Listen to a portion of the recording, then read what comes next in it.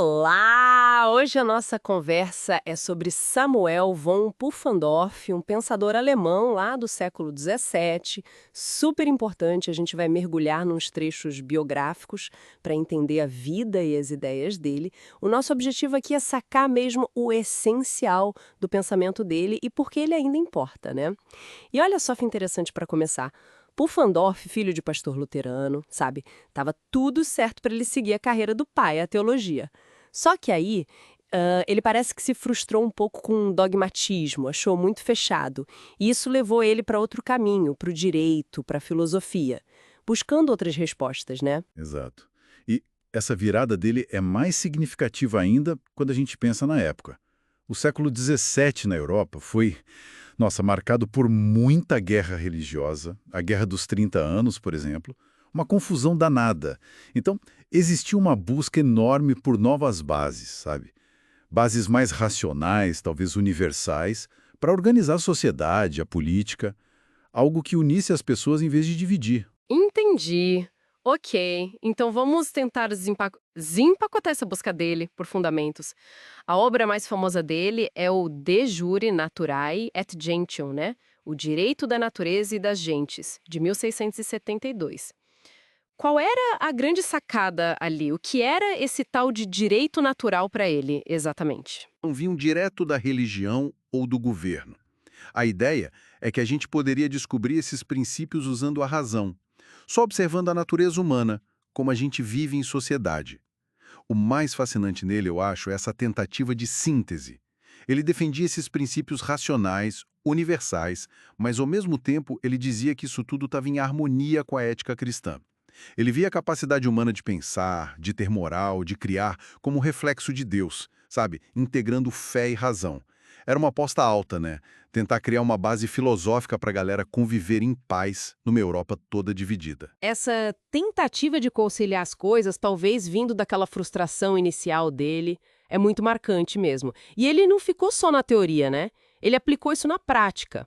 E aqui a coisa fica bem interessante, ele analisou o Sacro Império Romano Germânico, tem aquele livro De Statu Imperii Germanici, de 1667. Ele até usou um pseudônimo. Severinos de Monzambano, isso. E a descrição que ele fez do império foi, nossa, corpo irregular e semelhante a um monstro. Por que monstro? O que ele quis dizer com isso? Essa metáfora é pesada, né? O Sacro Império era uma coisa extremamente complexa, fragmentada, cheia de leis diferentes, autoridades sobrepostas, uma herança gigante da Idade Média. O Pufendorf via aquilo como disfuncional, incapaz de ser um Estado moderno, coeso. A crítica não era só a bagunça política, entende? Era uma reflexão sobre como era difícil adaptar essas tradições antigas para os novos tempos. E tinha sempre aquela tensão, poder dos príncipes versus poder da igreja. Era um monstro porque faltava unidade, faltava razão na forma de governar. E isso, para ele, gerava instabilidade. Era um problema sério. Entendi. A crítica à estrutura monstruosa reflete essa busca por ordem, por racionalidade. E essa preocupação com o governo, com ordem social, aparece também na visão dele sobre o papel de cada um, né? É o que ele trata no De Officio Hominis et Civis, sobre o dever do homem e do cidadão, de 1673. Exatamente, a conexão é direta. Se o Estado precisa ser funcional, o comportamento das pessoas dentro dele também é, né, fundamental. Nesse livro, ele detalha como a virtude que para ele tinha uma base cristã forte devia guiar a vida pública. Ele argumentava que os governantes tinham que buscar o bem comum. Essa era a obrigação moral deles. E os cidadãos tinham o dever de obedecer às leis justas, de serem sociáveis, de contribuir para a harmonia. Mas essa ênfase toda na obediência, na virtude cristã como base para o dever, isso não poderia ser um pouco complicado e quem não fosse cristão? Ou se o governo fosse injusto? Um ponto super relevante que ecoa até hoje, né? Pufendorf estava buscando um chão comum. E na Europa daquela época, a ética cristã, principalmente protestante, parecia oferecer isso para muita gente. Ele sabia que era complexo, mas a prioridade dele era a ordem, evitar o caos das guerras que ele viu. A ideia era que a razão leva a princípios de convivência e a revelação cristã confirma e aperfeiçoa isso, sempre mirando o bem comum. A questão da desobediência a leis injustas é mais delicada no sistema dele. Mas o foco era construir e não derrubar, sabe?